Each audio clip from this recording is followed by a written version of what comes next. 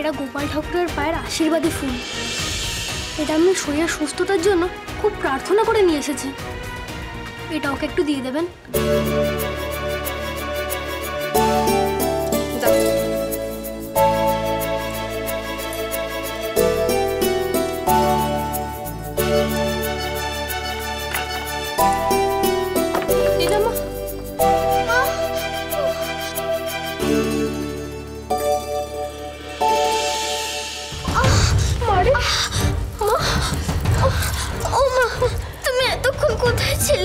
সে কখন থেকে তোমাকে খুঁজছে। এই তো এবার আমি এসে গেছি, আর কোনো ভয় নেই মা। কি হয়েছে রে? খুব কষ্ট হচ্ছে না? মনে হয় আমি মরে যাচ্ছি গো মা, এত কষ্ট হচ্ছে। মরে গেলে এমন হয় বুঝি? আমি তোমাদেরকে ছেড়ে মরে যেতে চাই না গো মা। পালাই শট, এসব কথা কেউ মুখে আনে? কিচ্ছু হবে না মা, কিচ্ছু হবে না। এই তো শট। তোর সখার দেওয়া প্রসাদী ফুল আমি তোর গায়ে ছুঁয়ে দিলাম। এবার দেখবি সব ঠিক হয়ে যাবে, সব ঠিক হয়ে যাবে আস্তে আস্তে। ওঠ দেখি, ওঠ আস্তে আস্তে। হ্যাঁ সব ঠিক হয়ে যাবে মা, সব ঠিক হয়ে যাবে। কি করে সব ঠিক হবে মা? রক্তে যে সব ভেসে যাচ্ছে, এমন আমার সঙ্গে হচ্ছে কেন? এর মানে কি? মেয়েরা বড় হলে এমনই হয় রে মা। এর মানে হলো আমার ছোট্ট মেয়েটি আর ছোট্টটি নেই।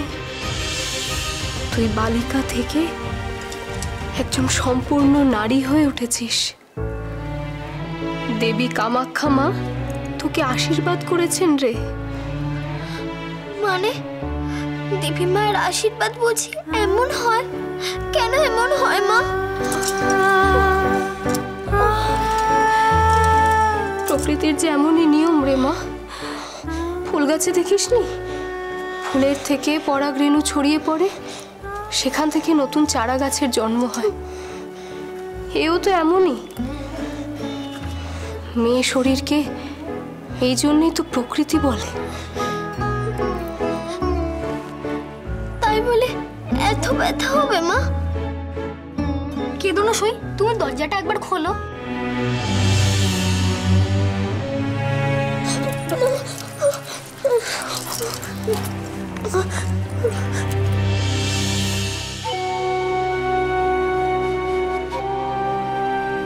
মা এখন এখান থেকে সবাইকে চলে যেতে বলো, ও যেন আমার মুখ না দেখে ফেলে। কেন সই? তোমাকে দেখলে কি হবে? তুমি অসুস্থ আর আমি তোমাকে দেখবো না? না সখা, তুমি এখন যাও এখান থেকে। তুমি কি আমার উপর রাগ করেছো সই? আমি তো রানীমাকে দেখা মাত্র তোমার কাছে টেনে নিয়ে আসলাম, তাই না বলুন রানীমা? হ্যাঁ মিহির, তুমি তোমার যথাসাধ্যই করেছো।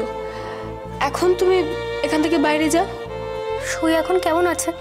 ওর ব্যথা কি কমেছে? কমে যাবে, এখন একটু অসুস্থ হয়ে পড়েছে, কয়েকদিন এরকমই থাকবে। আর সেই কয়েকদিন লীলামাকে এই ঘরেই শুয়ে বসে কাটাতে হবে। তারপর ও একদম আগের মতো সুস্থ হয়ে যাবে, তুমি চিন্তা করো না। যাক বাবা, কিন্তু সই তুমি আমাকে তোমার মুখ দেখাচ্ছ না কেন? মিহির, বললাম তো তোমার সই একদম ঠিক হয়ে যাবে, একটু সময় দাও। তোমরা একে অপরের সাথে তারপর দেখা করোখন, কিন্তু এখন তুমি বাইরে যাও। দেখছো তো তোমার সই তোমাকে মুখ দেখাতে চাইছে না। কেন দেখাতে চাইছে না? কি এমন কঠিন ব্যামো হয়েছে সইয়ের? মিহির তুমি যাও। এই সময় এই ঘরে এই বেটা ছেলেটা করছে নাকি? হ্যাঁ, আর আমাদের কোথাকার দূরা মুখ পড়া যা। আর যা শুনলাম তাতে তো এই মেয়ের জন্য সব অপবিত্র হয়েই গেছে, তার ওপর এই পাপের বোঝাটাও এখানে। মা গো মা, ছি ছি ছি ছি, কি ঘেন্না। সই একটু অসুস্থ বলে আমি তো সইকে শুধু একটু দেখতে এসেছিলাম। এই আমার মুখে কথা, চল বেরা এখান থেকে, বেরা বলছি। এগুলো দিয়ে কি হবে? মিহির, এসব মেয়েরই নিয়ম আছে, তোমাকে এসবের মধ্যে থাকতে নেই। তুমি এখন এখান থেকে যাও। বলি ওর ঘাড় ধরে ঘর থেকে ধাক্কা দিয়ে বের করে দিতে পারছিস না কেউ? হ্যাঁ বলি পাপ পুণ্যের ভয় নেই নাকি কারো? আর একে দেখো সারাক্ষণ ফেউয়ের মতো খনার পেছনে ঘুরঘুর করছে। আর এই যে রানী, বলিহারে যাই তোমাকে, তোমার চোখের সামনে এসব অনাচার হচ্ছে। তুমি ওকে বলনি যে এই সময় বেটা ছেলে আর মেয়ে মানুষের দেখা করা মানা? তার উপর আবার ঘরের মধ্যে ঢুকে এসে এসব ছোঁয়াছুঁয়ি, মা গো মা, এত পাপ ধর্মে সইলে হয়, সর্বনাশ হয়ে যাবে এ আমি বলে দিলাম। আমি কিছু করিনি তো, কিচ্ছু ছুঁইনি, সত্যি বলছি। হ্যাঁ তোর এত বড় সাহস, তুই আবার মুখে মুখে কথা বলছিস? চল বেরো, ছোট লোক কথা, চল বেরো এখান থেকে। খনার কাহিনী সোম থেকে শনি সন্ধ্যে 7:30টায় আকাশ আট ও প্ল্যাটফর্ম 8-এ।